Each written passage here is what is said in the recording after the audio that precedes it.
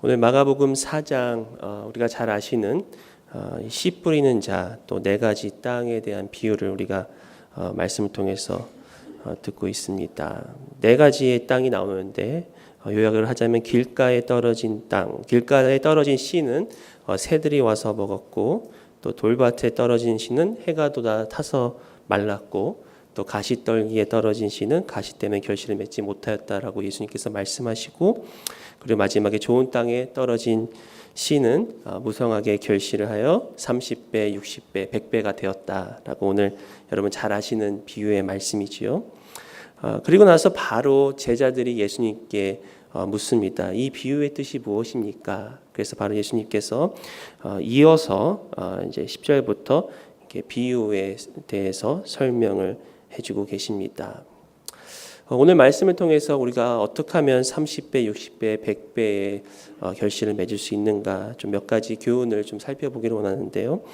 첫 번째 우리가 알아야 수 있는 교훈은 바로 말씀을 깨닫게 하시는 분은 성령님이시라는 것이죠. 예수께서 비유를 말씀하시고 그 비유의 뜻을 묻는 제자들에게 예수님께서 이렇게 말씀하십니다. 11절과 12절을 보시면 이르시되 하나님 나라의 비밀을 너희에게는 주었으나 외인에게는 모든 것을 비유로 하나니 이는 그들로 보기는 보아도 알지 못하며 듣기는 들어도 깨닫지 못하게 하여 돌이켜 죄 사함을 얻지 못하게 하려 함이라 하고 하시고, 여기서 외인이라는 것은 문 밖에 있는 자, 즉 믿음 밖에 있는 자를 뜻할 수가 있겠습니다. 그들은 말씀을 들어도 깨닫지 못하고 또 예수님을 영접하지 아니하였습니다.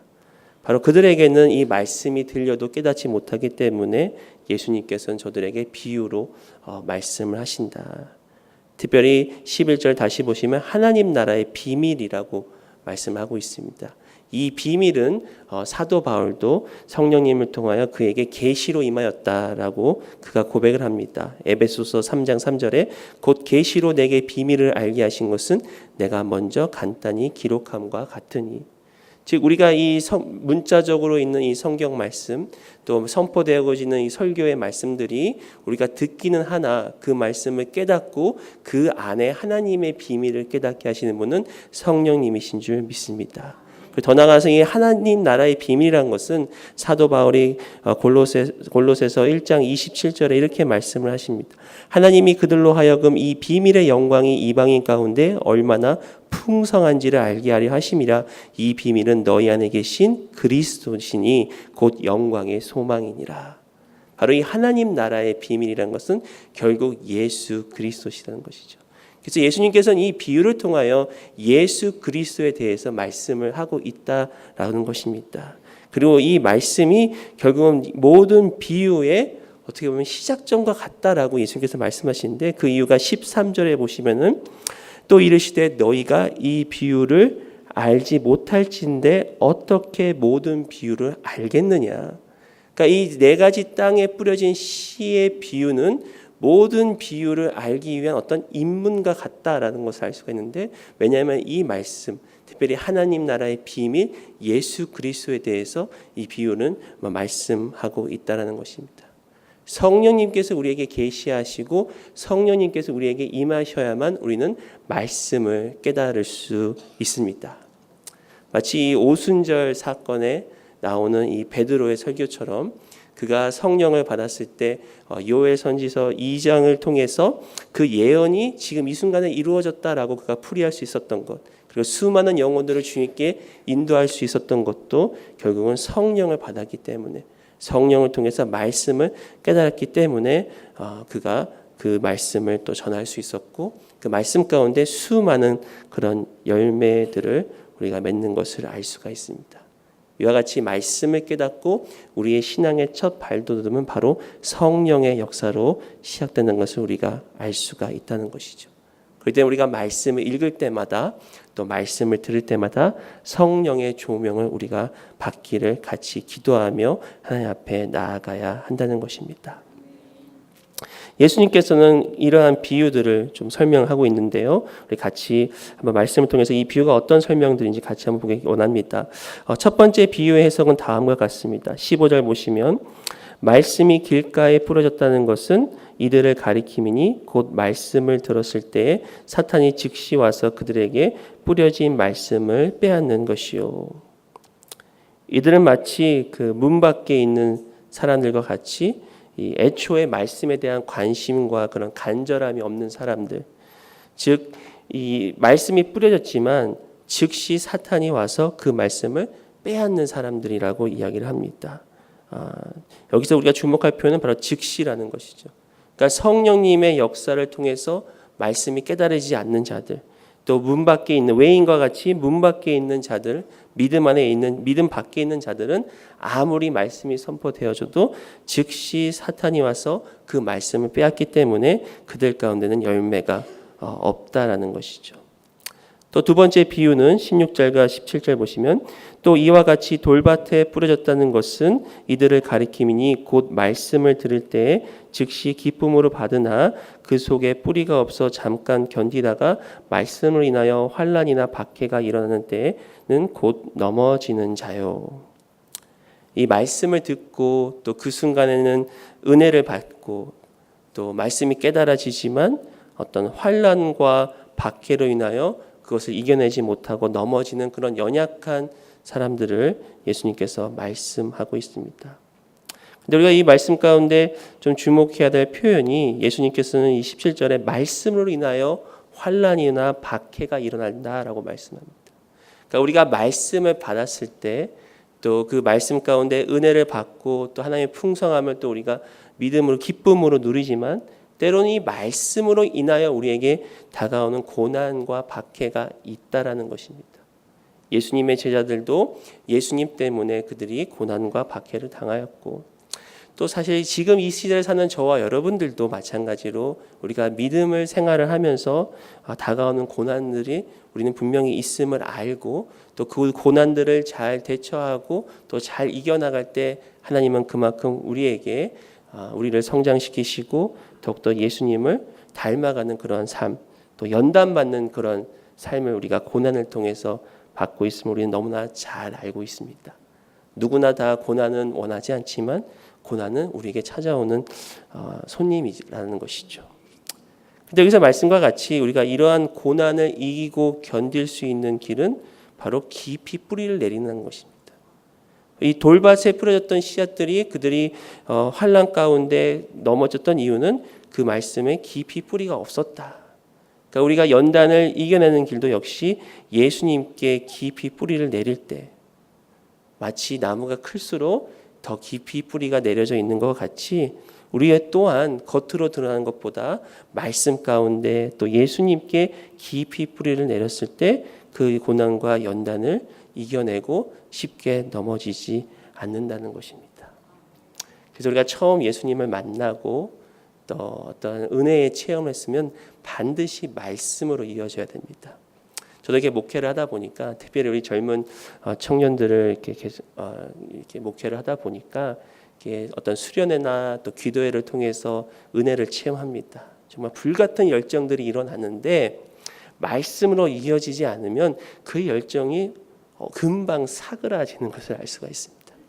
또 이게 우리 한국 사람들은 냄비 근성이라는 게 있잖아요, 그렇죠? 쉽게 뜨겁다가 쉽게 식어지. 언제 그랬냐는 듯이 쉽게 식어지는 거. 그래서 이 청년들에게 같이 이렇게 말씀으로 깊이 양육하지 아니하면 조금만 이게 어려움과 시험이 와도 금방 이렇게 넘어지더라는 것이죠. 그렇기 때문에 우리가 기도와 또 어떤 그 하나님의 그 은혜를 우리가 사모함과 동시에 반드시 말씀 가운데서 더 나아가서는 예수님 가운데서 깊이 뿌리 내리시는 저와 여러분 되기를 소원합니다. 깊이 뿌리 내릴 때 우리는 어떠한 환난과 고난에도 흔들리지 않는다는 것이죠. 또 세 번째 비유는 예수님께서 이렇게 설명하십니다. 18절과 19절에 또 어떤 이는 가시떨기에 뿌려진 자니 이들은 말씀을 듣기는 하되 세상의 염려와 재물의 유혹과 기타 욕심이 들어와 말씀을 막아 결실하지 못하게 되는 자요. 이 가시떨기는 결국 염려와 재물의 유혹 또 기타 욕심이라는 것입니다. 이들이 예수님을 또 믿고 또 말씀을 받아서 이게 싹은 틔어졌는데 지금 이 가시떨기 때문에 이 열매가 자라지 않는다는 것이죠. 마찬가지로 염려와 재물의 유혹과 또 욕심은 어떤 우리의 신앙의 열매들 막는 것들이라고 할 수가 있겠습니다. 누가복음 18장과 19장에 보시면 두 인물이 나오는데 첫 번째 인물은 젊은 부자 관원입니다. 여러분 잘 아시지만 이 젊은 부자 관원이 예수님 앞에 내가 무엇을 하여야 영생을 얻으리까라고 물을 때 예수님께서 그를 보고 마지막에 이렇게 말씀하시죠. 네가 가진 것을 다 팔아서 가난한 자에게 나눠주고 나를 따르라. 그런데 성경은 그가 큰 부자였기 때문에 심히 근심하고 떠났다라고 기록하고 있습니다. 예수님은 그 부자 간원의 가시떨기가 무엇인지 정확하게 알고 계셨다는 것이죠. 열매를 맺기 위해서는 그 가시떨기를 거둬야 된다라고 예수님이 말씀하십니다. 근데 반면에 이 두 번째로 나오는 인물은 바로 삭개오입니다. 그가 세리장이고 부자였기는 하나 예수님을 만나고 자신의 소유의 절반을 가난한 자들에게 나눠주고 또 다른 사람을 속여서 빼앗은 일이 있으면 내 갑절이나 갚겠습니다. 그때 예수님은 삭개오에게 구원이 임하였다라고 말씀하십니다. 그런데 한 가지 재미있는 것은 예수님은 부자 간원처럼 삭개오에게 절반만 내지 말고 다 내라라고 얘기를 안 하셨다는 거예요. 그러니까 삭개오가 부자였기 때문에 절반을 내고 그 나머지 절반은 아직 있음에도 불구하고 예수님은 부자 관원에게 말씀하신 것처럼 아니다. 나머지 절반도 다 팔아서 나를 따르라라고 말씀하지 않으시고 계시다는 것이죠. 그러니까 우리가 이러한 말씀들을 이렇게 보면서 무조건 다 팔아서 주님을 따르는 것이 진정한 제자의 삶이 아니라 우리 가운데 있는 가시떨기가 무엇인가? 그러니까 삭개오는 이미 예수님을 만남을 통해서 그 안에 있었던 가시떨기를 걷어냈다는 것이죠. 그렇기 때문에 절반을 팔아서 가난한 자에게 나눠주고 또 다른 사람을 속여서 빼앗은 것이 있으면 내 갑절이라 갚아줌을 통해서 이미 구원이 저에게 임하였다는 것입니다. 오늘 이 아침에 우리가 한번 말씀을 통해서 우리에게 있는 가시떨기는 무엇인가?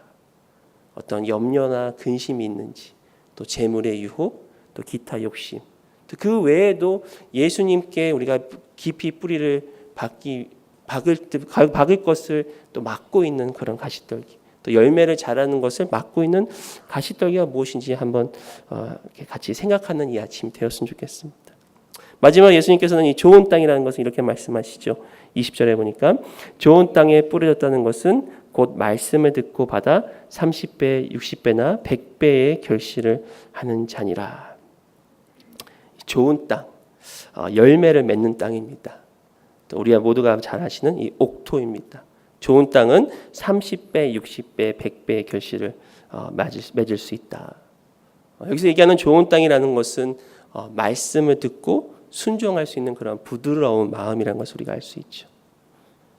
어떻게 보면 앞에서 말씀하셨던 길가나 이 돌짝길은 믿음이 부족한 땅이라고 할 수가 있겠습니다.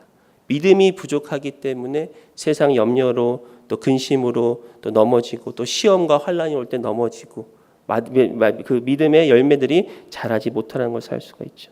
또 이 가시떨기라는 것은 결국은 교만한 땅이라고 할 수 있겠습니다. 자신의 욕심 또 유혹에 스스로 넘어가는 것. 그래서 이런 것을 봤을 때 좋은 땅이라는 것은 결국 믿음과 겸손의 땅이라는 것이죠. 우리가 믿음으로 열매를 맺고 또한 겸손으로 주님 앞에 열매를 맺을 수가 있습니다. 너무나 잘 아시는 이 땅의 비유에 대해서 좀 마지막 결론적으로 좀 말씀드리고 싶은 것은 첫 번째로 이 열매를 맺는 잠재력은 땅에 있는 것이 아니라 바로 씨앗에 있다라는 것입니다. 씨 하나에 우주가 들었다 해도 과언이 아닐 만큼 수많은 생명의 잠재력이 있음을 우리가 너무나 잘 알고 있습니다. 다시 말씀드려서 아무리 땅이 좋아도 씨앗이 좋지 아니하면 그만큼 열매를 맺을 수가 없습니다. 예수님께서 여기서 말씀하시는 초점은 물론 땅이 나오지만 제가 볼 때는 씨앗이 더 중요한 것 같아요. 그 씨앗이 땅에 뿌려졌을 때 30배, 60배, 100배의 열매를 맺는 그런 잠재력이 그 씨앗에 들어있다는 것입니다. 그 씨앗은 무엇입니까? 바로 주님께서도 말씀하셨듯이 바로 하나님 나라의 비밀, 그 말씀이라는 것이죠. 그 말씀이 우리 가운데 있을 때 그 수많은 생명의 잠재력이 저와 여러분 가운데 있다라는 것입니다. 말씀은 곧 예수 그리스도십니다. 그러니까 우리가 예수 그리스도를 우리 마음에 모셨을 때 그 생명이 우리 가운데 풍성한 열매를 맺도록 하신다는 것이죠. 또 두 번째로 알 수 있는 것은 바로 이 땅을 기경하시는 분은 바로 하나님이시라는 것입니다. 우리 스스로가 땅을 기경해서 좋은 땅을 만들라라고 주님이 말씀하신 것 아니라 바로 농부이신 하나님께서, 바로 여기서 나오는 씨 뿌리시는 하나님께서 직접 우리의 땅을 기경해 주시고 좋은 땅으로 갈아엎어 주신다는 것입니다. 예수님께서는 요한복음 15장에 나는 참 포도나무요 내 아버지는 농부라. 물은 내게 붙어있어 열매를 맺지 아니하는 가지는 아버지께서 그것을 제거해 버리시고 무릇 열매를 맺는 가지는 더 열매를 맺게 하려 하여 그것을 깨끗하게 하시느니라. 바로 농부이신 하나님께서 땅을 기경해 주시고 또 그것에 씨를 뿌려 주시고 그리고 우리가 잘 자랄 수 있도록 우리의 가지와 같은 우리들을 하나님께서 직접 도와 주신다는 것입니다. 복음은 하나님이 하신 일이라는 것이죠. 우리 강목사님께서 늘 말씀하시지만 복음은 하나님이 하시고 바로 예수 그리스도시라는 것입니다. 그 복음의 사실을 우리가 깊이 깨닫고 주님을 우리의 마음에 모실 때 우리는 말씀을 따라 살아갈 수 있다는 것입니다. 바로 성령님께서 하나님 나라의 비밀을 깨닫게 하심과 동시에 성령님께서 우리로 하여금 말씀에 순종하고 열매를 맺게 하신다는 것이죠. 에스겔 36장에 이렇게 말씀하십니다. 26절 27절에 또 새 영을 너희 속에 두고 새 마음을 너희에게 주되 너희 육신에서 굳은 마음을 제거하고 부드러운 마음을 줄 것이며 또 내 영을 너희 속에 두어 너희로 내 율례를 행하게 하리니 너희가 내 규례를 지켜 행할지라. 또한 로마서 8장 3절 4절에 율법이 육신으로 말미암아 연약하여 할 수 없는 그것을 하나님은 하시나니 곧 죄로 말미암아 자기 아들을 죄 있는 육신의 모양으로 보내어 육신의 죄를 정하사 육신을 따르지 않고 그 영을 따라 행하는 우리에게 율법의 요구가 이루어지게 하려 하심이니라. 하나님께서 우리에게 새 영을 주셨고 또 성령을 통해서 우리에게 그 영을 따라 행하는 우리에게 율법의 요구가 이루어지게 하려 하십니다. 그렇기 때문에 우리가 주님 앞에 나와야 되고 그렇기 때문에 매일 아침마다 십자가 붙들고 나와야 됩니다. 특별히 우리가 기도해야 된다는 것이죠. 겸손의 사람, 믿음의 사람 되게 해달라고 하나님께 기도해야 된다는 것이죠. 분명 우리의 선택이 필요합니다. 내가 겸손하고자 하는 선택, 또 내가 하나님 믿고자 하는 그런 선택은 필요하지만 그 선택을 열매로 이끄시는 분은 바로 하나님이시요 성령님이시라는 것입니다. 그래서 저도 항상 하나님 앞에 특별히 이 겸손에 대해서 늘 기도를 합니다. 하나님, 겸손한 종이 될 수 있도록. 제가 아직 그렇게 나이가 많지 않고 뭐 이렇게 목회를 오래 한 것 같지 않은데 그래도 제 마음에 가끔 불쑥불쑥 나오는 그런 교만들이 있음을 가끔 발견하게 됩니다. 참 아무것도 아닌데 왜 이렇게 마음이 교만한지. 그래서 늘 하나님 앞에 겸손하게 해달라고. 또 한 가지는 좀 사람을 품는 넓은 마음을 달라고 주님 앞에 기도를 합니다. 이 좋은 땅과 같이 열매를 맺을 수 있는 넓은 마음을 달라고. 제가 덩치는 큰데 마음은 좀 이렇게 조그맣거든요. 약간 이렇게 밴댕이 뭐라 그러죠? 네, 제가 갑자기 말 표현을 잊어버렸는데 이렇게 작은 거에 쉽게 낙심하고요. 또 작은 것에 쉽게 좀 이렇게 분노할 때도 있고 좀 멀리 보고 깊게 봐야 되는데 이 작은 거에 얽매여 가지고 그럴 때가 좀 가끔 있습니다. 그럴 때마다 하나님 제 마음을 좀 가꿔 주세요. 아무리 이게 좀 이렇게 더 이렇게 크게 볼 수 있는 그런 마음을 달라고 그렇게 기도를 합니다. 오늘 말씀과 같이 30배, 60배, 100배의 결실을 맺으시길 축복합니다. 그 길은 우리 주님께서 또 농부이신 하나님께서 우리의 마음의 밭을 가꾸시고 씨를 뿌려주시고 그리고 잘 자라도 주님이 도와주시는 그 성령님이 하신 일을 우리가 맡겨드릴 때 2019년 한 해 풍성한 열매를 맺을 줄 믿습니다. 하나님, 오늘 말씀과 같이 우리가 농부이신 하나님 또 예수님을 의지하기를 원합니다. 우리에게는 너무나 많은 가시떨기가 있고 또 때로는 돌밭과 같은 땅이라 쉽게 넘어지고 쉽게 무너지는 그런 연약한 모습들을 보입니다.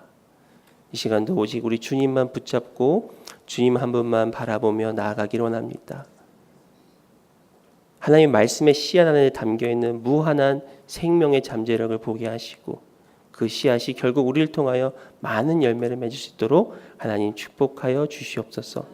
특별히 이 아침에 나와 하나님께 기도하는 우리 성도님들 주님 기억하시고 특별히 환우들에게 하나님께서 큰 은혜를 더하여 주시며 또 이 모양 저 모양으로 하나님 앞에 눈물 흘려 기도하는 우리 성도님들의 눈물을 닦아주시고 위로하여 주시고 또 하나님의 때에 하나님의 방법으로 가장 선한 것으로 응답하여 주시옵소서.